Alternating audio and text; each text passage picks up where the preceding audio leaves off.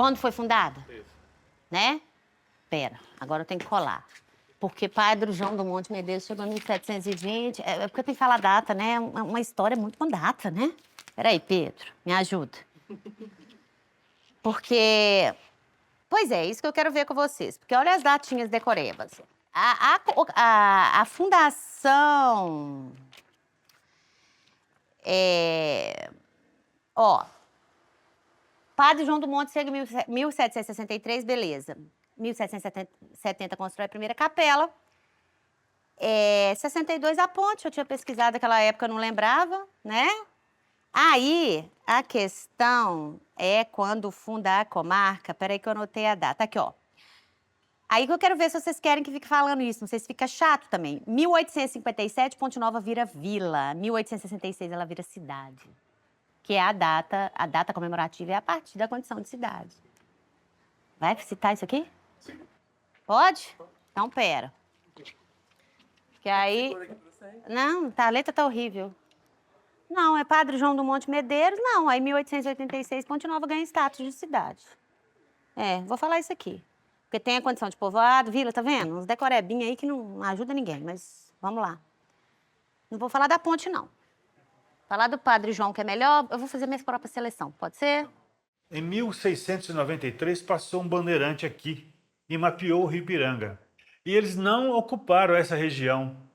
Até 1740, diz a história que em 1740 o ouro já estava um pouco embaixo em Ouro Preto, uma população muito grande, mas não tinham o que comer, porque Ouro Preto, por ser ferrífero, quadrilátrico ferrífero, importavam toda a alimentação. A saída que eles tiveram na época, até onde eu entendi a literatura de época, foi instalar sesmarias aqui, para que se instalassem fazendas aqui para abastecer Mariana e Ouro Preto.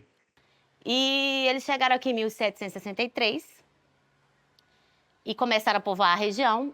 Em 1770 foi criada, né, construída a primeira capela, né, de São Sebastião das Almas. E primeiro, né, Ponte Nova foi um povoado, depois vila. Existia uma legislação do Império que, para se tornar cidade, precisava da instalação de uma Câmara Municipal. Então, a Câmara de Ponte Nova foi instalada em 1862. E a condição de cidade veio em 1866, quando ela deixou de pertencer à comarca de Mariana e se tornou cidade em 1866.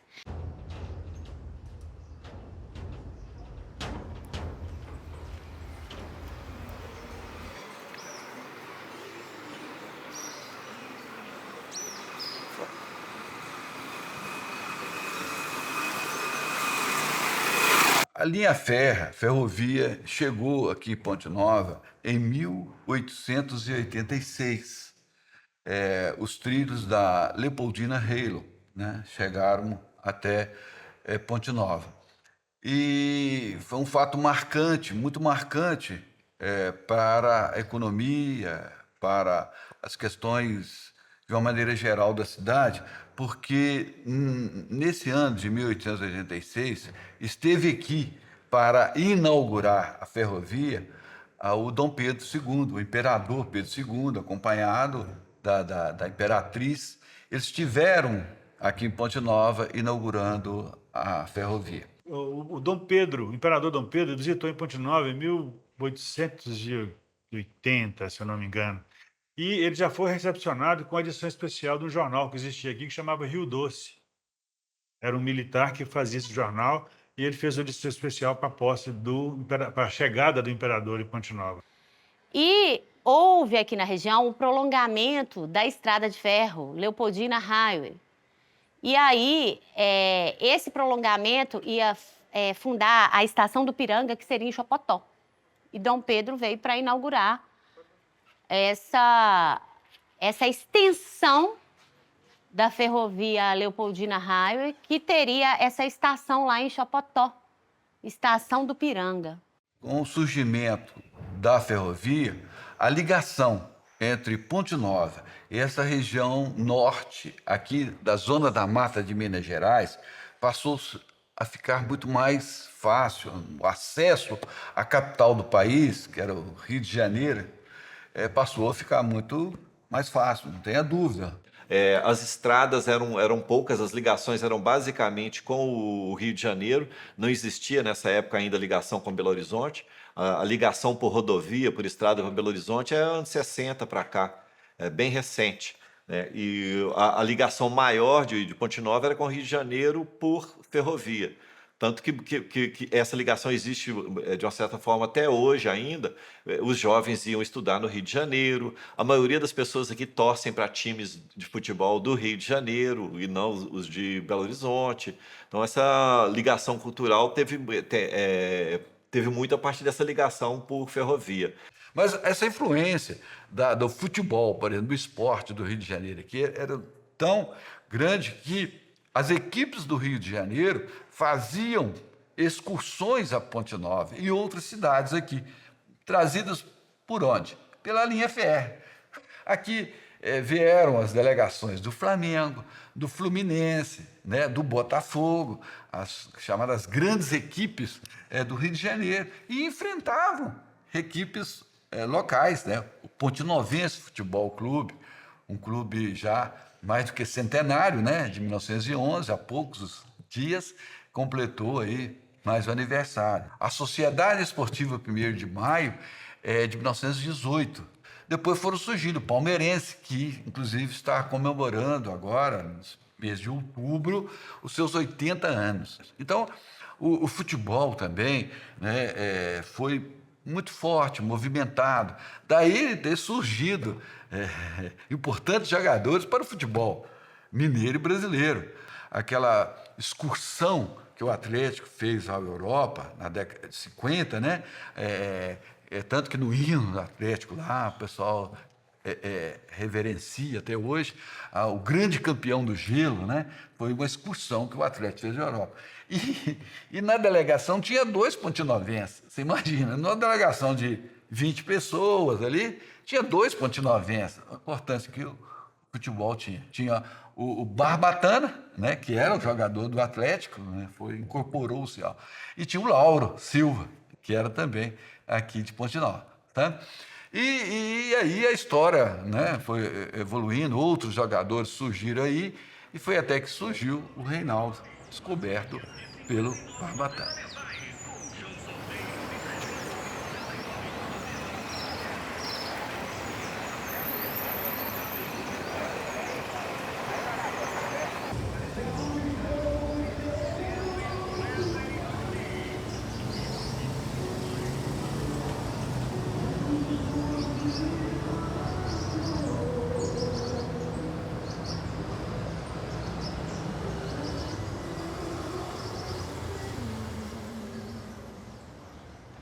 As estradas eram poucas, as ligações eram basicamente com o Rio de Janeiro, não existia nessa época ainda ligação com Belo Horizonte. A ligação por rodovia, por estrada para Belo Horizonte é anos 60 para cá, é bem recente. A história é que, se eu não me engano, na época, década de 40, né, a ligação Ponte Nova a Mariana era feita exclusivamente por trem, ou dos caminhos de beira de morro, através de cavalos, mulas, charretes, para levar as encomendas para lá e para cá. E o centro de choferes de Ponte Nova estava num processo bem considerável de crescimento, tinha demandas de viagens para fora de Ponte Nova, e eles decidiram, em comitiva, que é um cidadão que era um motorista bem característico da cidade, que tinha um apelido de Geraldo Precata. Ele tinha um ônibus que fazia aqui na região, algumas cidades, e também participava do centro de choferes, e eles combinaram de saírem daqui a Mariana, abrindo picada nessas estradas de boi, nessas estradas de cavalo, abrindo para que houvesse passagem dos carros. E fizeram um corteiro de carro para estrear essa estrada até Mariana.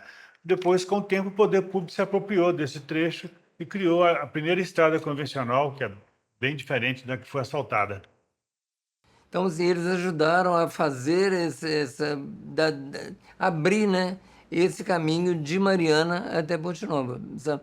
Então, isso, numa época, eu não sei precisar o ano não, mas foi muito bacana também. Quer dizer, foi a sociedade quem fez, sabe? E isso é muito legal para estar registrado também na história de Ponte Nova. O centro de choferes, até pelo uso do francês, né?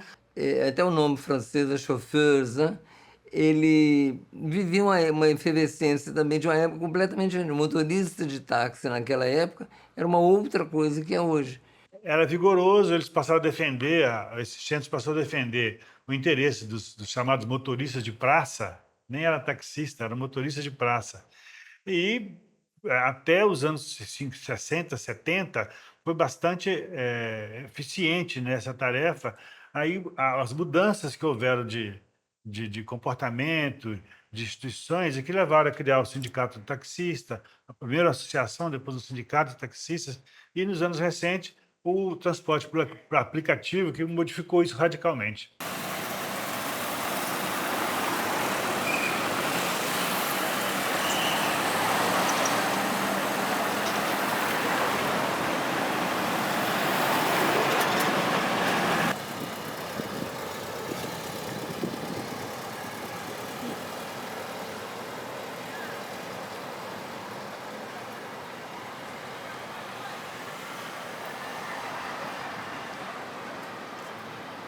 Como Ponte Nova era uma cidade próspera, era uma das principais economias do estado, o dinheiro estava rolando solto aqui, porque tinha. Aqui teve os ciclos produtivos, né, da agricultura, teve o café, teve a cana, e a produção agrícola, que era muito intensa. Ponte Nova estava entre os 10 maiores municípios do estado em economia. Então, era uma referência, era citada nacionalmente.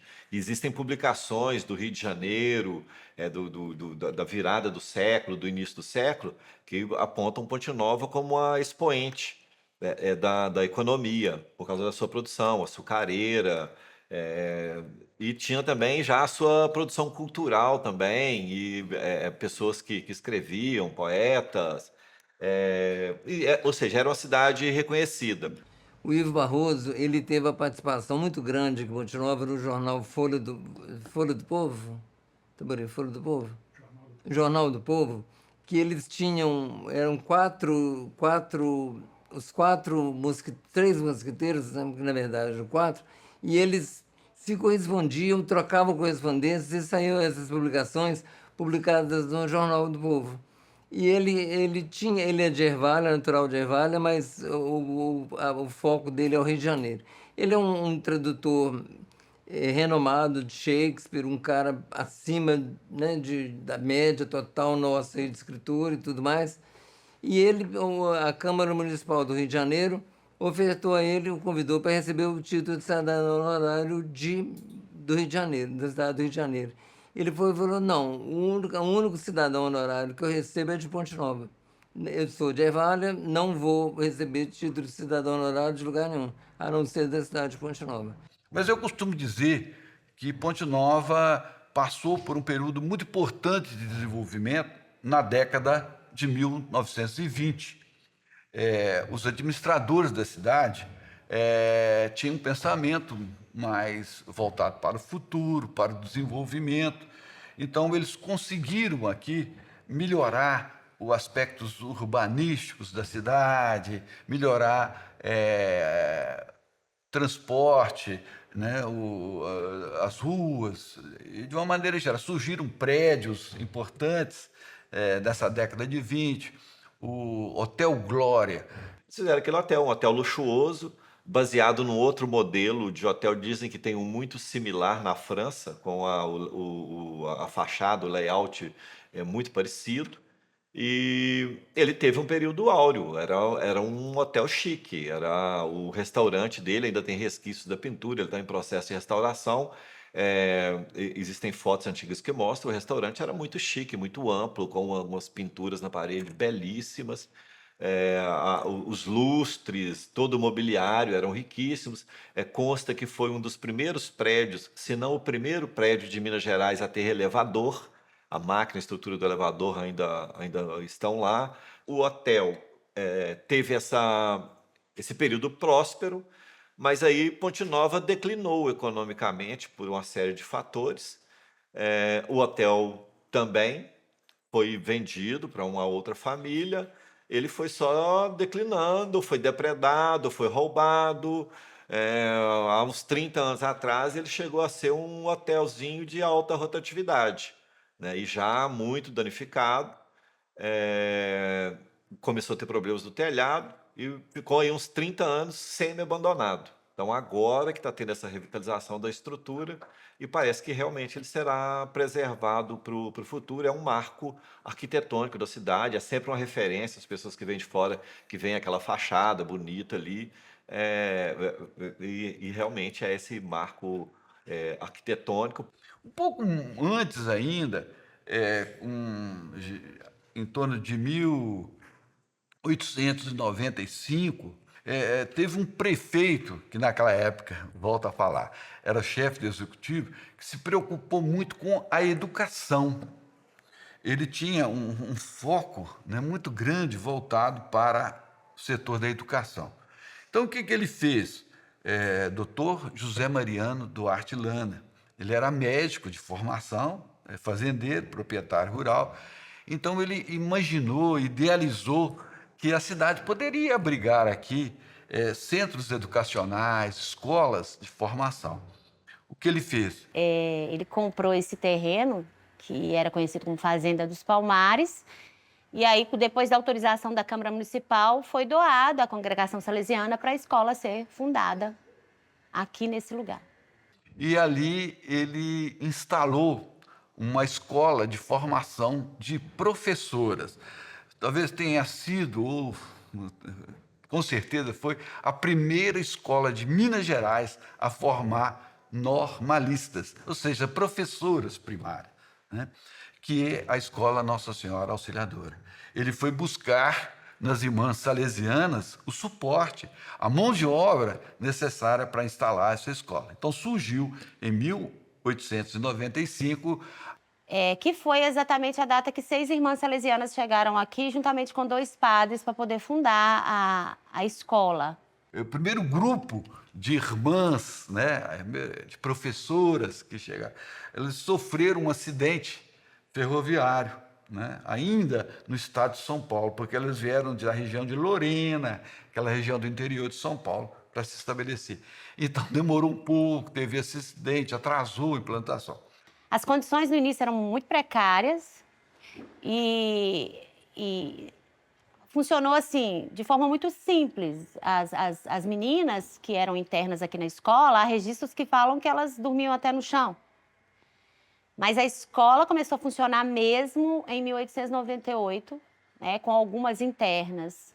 E o bairro das Palmeiras, o bairro Palmeiras, é que ele preparou para receber esses educandários, para receber esses núcleos de educação, né? Então, sempre imaginou, sempre idealizou que ali poderia fornecer ensino, não só para Ponte Nova, para o município de Ponte Nova, mas para municípios de Minas Gerais. É tanto que, durante muitos e muitos anos, a Escola Nossa Auxiliadora ela foi internato. Então, recebia alunas, né, de outros municípios, até um pouco mais distantes de Ponte Nova. E o que facilitava o acesso aqui era ferrovia.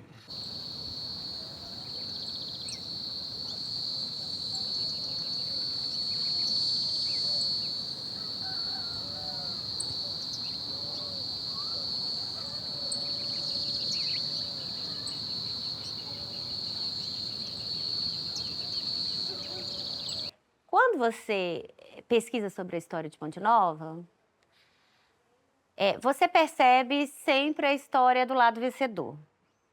É claro que isso não está presente só na história de Ponte Nova, e sim na história de todo o Brasil, né?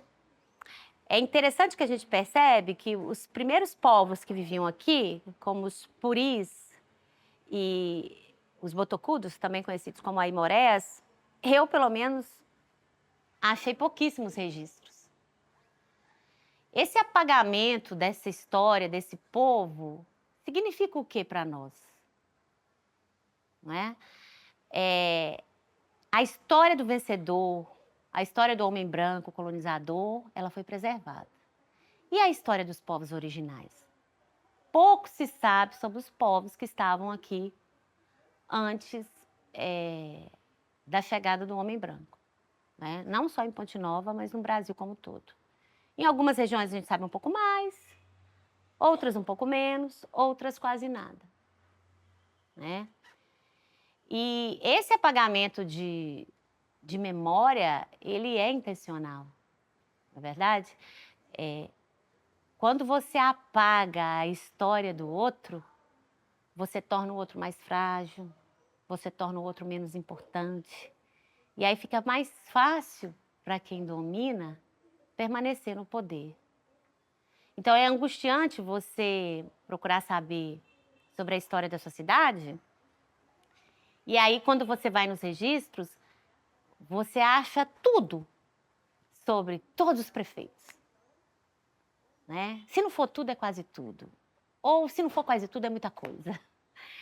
E aí, quando você vai procurar saber sobre aqueles que estavam aqui antes da chamada civilização, né? Num período próximo disso aí, o Império contratou pessoas para atacarem os índios, para acabar com os índios, porque os índios estavam incomodando esse trânsito de mercadoria e os interesses da coroa. Eu não sei precisar os nomes, nem quando também, mas tinha um... Se eu não me engano, o cara era francês, fugiu o nome dele aqui. Tem publicações que vão mostrar isso. Esse cara foi contratado, ele vinha com suas tropas, foi contratado para matar índio. Então, eles vieram para a região para caçar os índios, e foi nesse período que praticamente os botocudos, me parece que tinham puris também, aimorés, as tribos que tinham na região, eles foram dizimados a mando do Estado naquela época. Vou colocar entre aspas, tá? Civilização chegar. Se você precisa falar um pouco mais dessas pessoas, você não tem muito onde achar, né? Você não tem muitas respostas para muitas perguntas, na realidade, né? E eu acho que a história de Ponte Nova reflete isso aí, né? Esse apagamento da memória dos povos originários, né? Dos indígenas. Porque você sabe quem eram os que estavam aqui e mais nada. Como eles viviam, né? Não se tem, assim, muitos registros.